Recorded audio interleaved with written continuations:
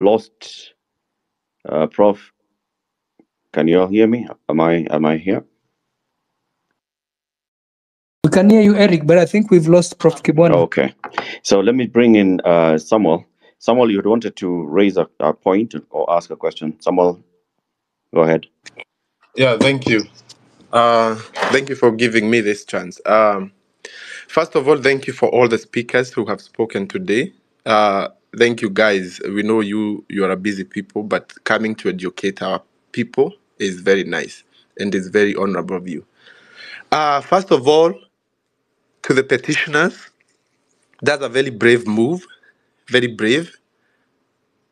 But my question is, I'm going to give a suggestion, then I'm going to ask my question that I really want to ask. We all know that justice system in particular in the Republic of Kenya is rotted to the core. We cannot trust the justice system, to be honest. We have doctors of law here, we have lawyers, and we respect you guys, but the justice system is rotted. It has never served the common mwananchi. Even if we take this movement to court, it's a good idea, but these people, as long as Ruto is still in office where he is right now, there's nothing is going to happen. Nothing. Like that one I am. So here is my question to the professor and the doctor.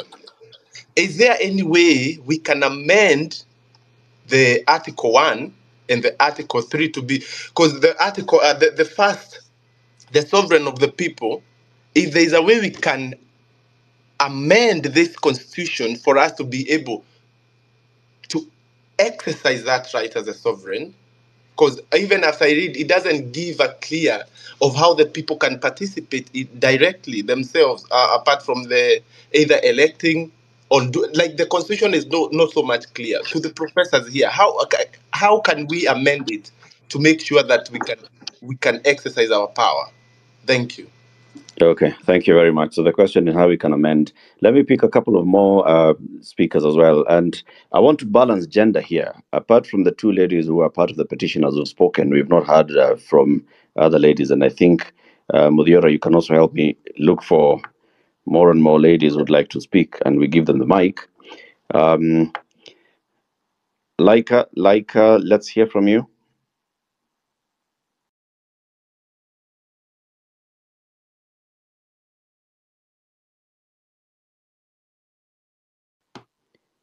Laika. Sorry, guys. I'll speak in a moment. I'll be right back. Sorry. All right. Okay, Laika.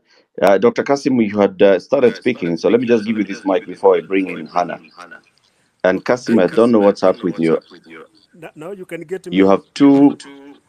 No, Kasim. Can you get me? Kasim, I think you have got two gadgets that are on. No, it's only one. Okay, go ahead.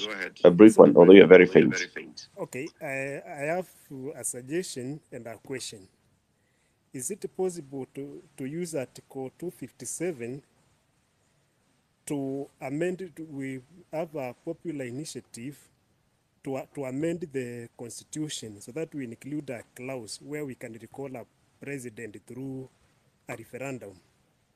Then number two, if you look at Article 257, it talks of 1 million registered voters.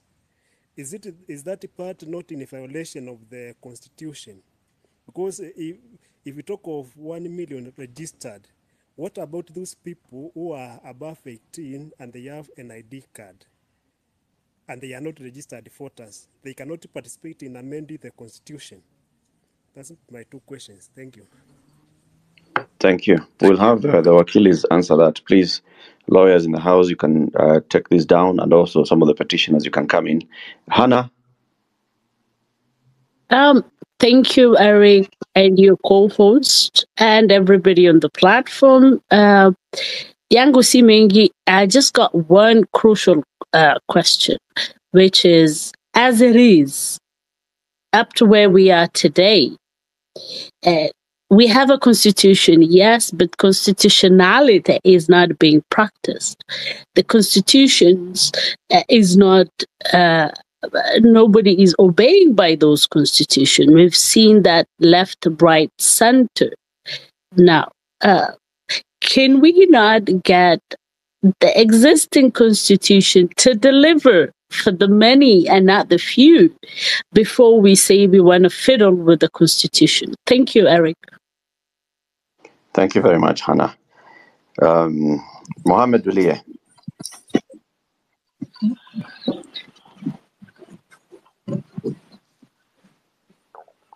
Mohammed, you are here? Okay. Fred Ogola. Yeah, thank you very much, Eric, and all the listeners. So I'll go to answer, first of all, the question that came from Kasim by saying that... Hi, Eric, can you hear me?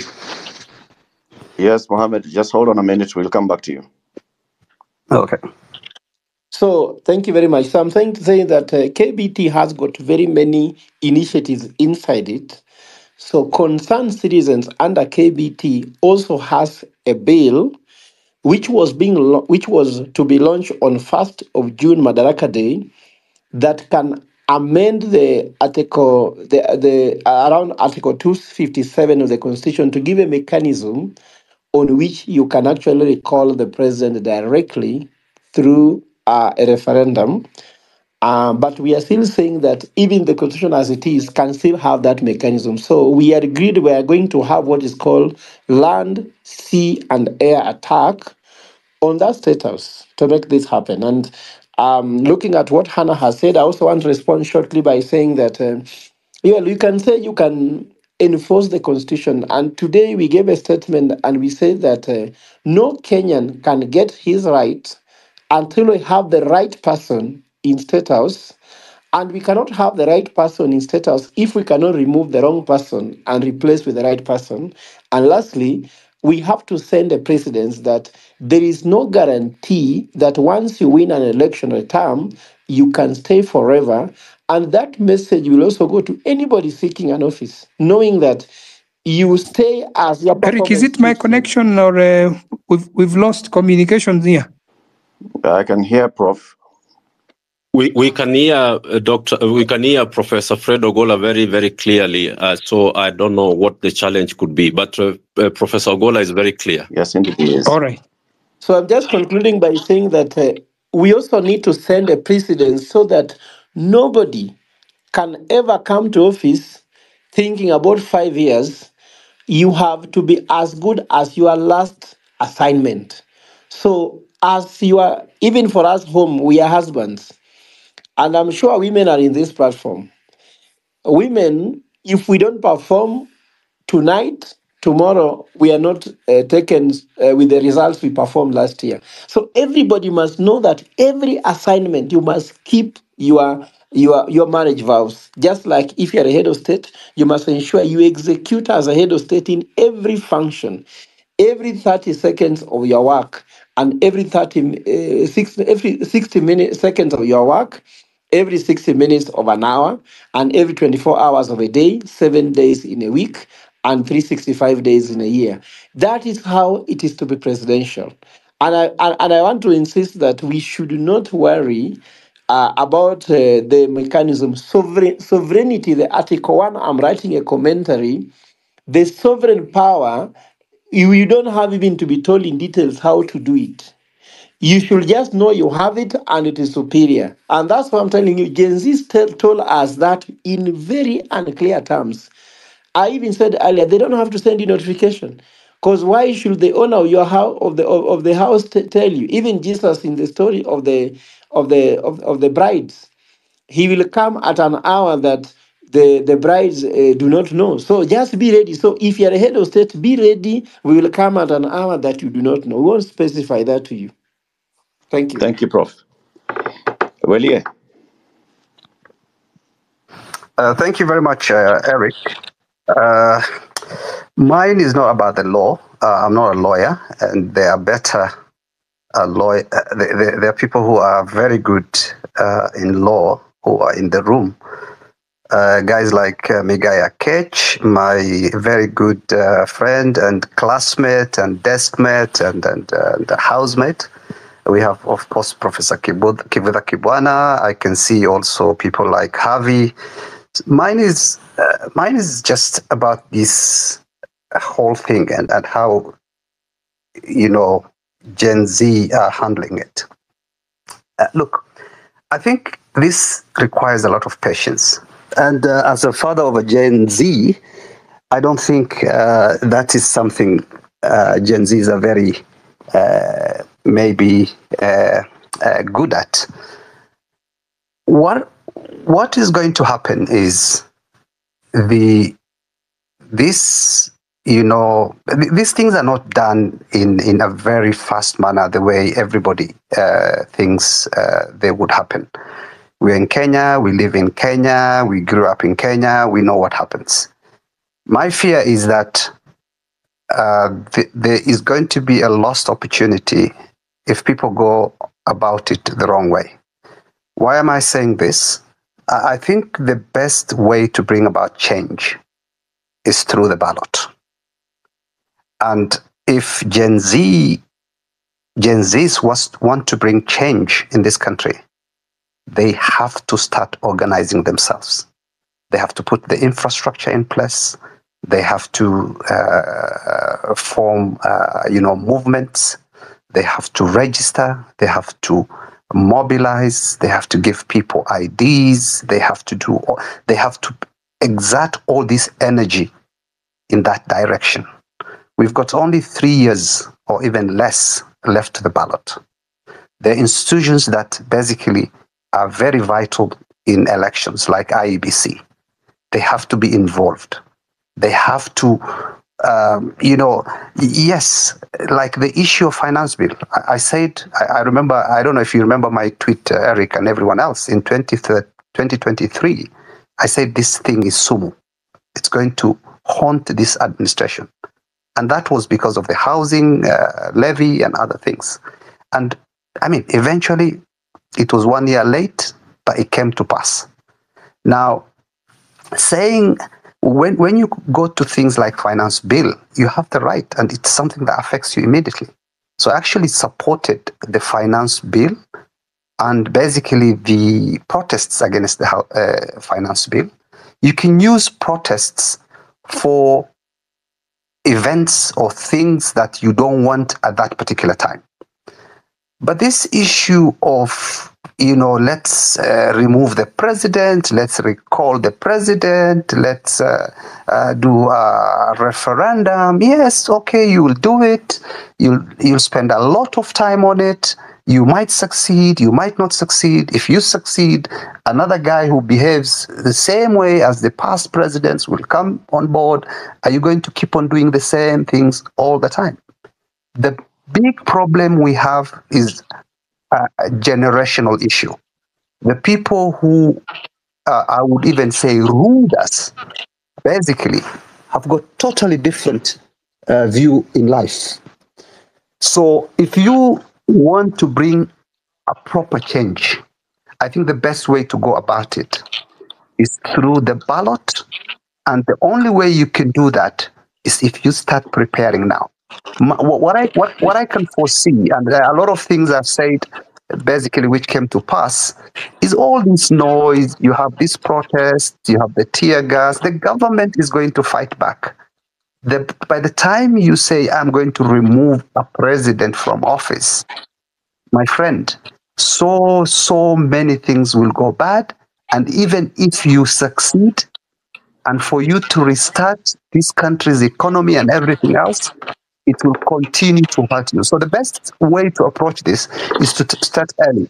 Put some of this energy into mobilizing, organizing, go get the right candidates at every level, MCA, MPs, governance, the presidency, everywhere.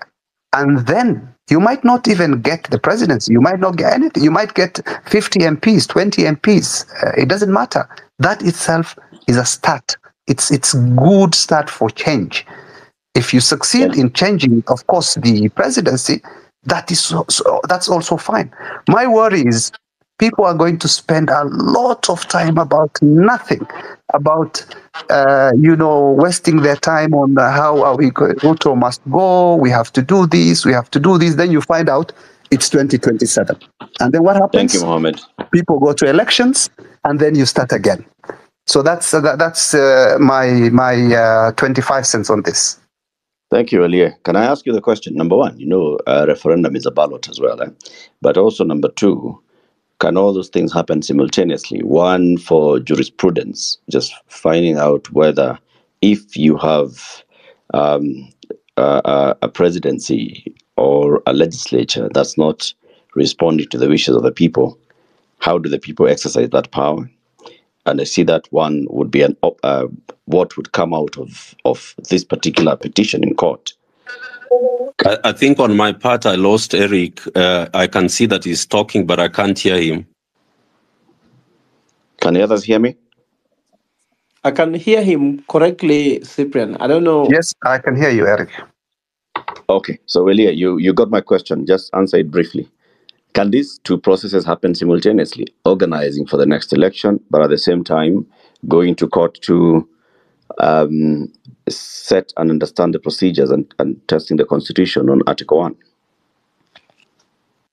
Yes, of course. Of course it will. But again, the more important one is, I think, the one I talked about. I think the court one, if it comes out successful, that's fine. But the other one cannot fail.